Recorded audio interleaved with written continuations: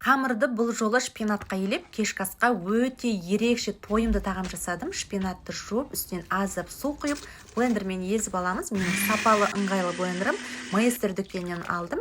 Оның үстінен 2 жұмыртқа, тұз, ұнын салып, қатты қамыр илеп, 3-4 минутқа қалдырамыз. Maester дүкенінен сонымен қатар өзіме осылай көптен армандап жүрген көмекшімді алған болатынмын. Бұл лапша резка 3 түрлі насадкасы бар.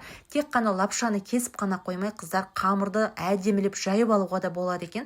Уақытыңызды үнемдейтін өте керемет құрал. Етімізді әбден қуырғаннан кейін пиязды да қуырамыз, дәмдеуіштерін саламыз, көкөністерді салып су құйып, еті піскенше бұқтырамыз. Картоп, бұрышты да салып, яғни бұқтырып пісіріп аламыз.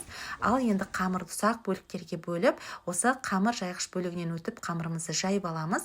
Бұл жерде қамырды 6 түрлі режиммен жаюға болады. Яғни қалың, орташа, өте жіңішке деген осындай режимдері де бар екен. Ал енді осы әп-әдемі қамырымызды осындай әдемі лапшалар жасап алдым. Бұл жерде бұдан да басқа жіңішке лапша жасайтын екінші насадкасы да бар. Енді қайнап тұрған суымызға салып лапшаларымызды 5-6 минуттай пісіріп алатын боламыз. Енді дәмі өте керемет болып шықты. Міндетті түрде жасап көріңіздер.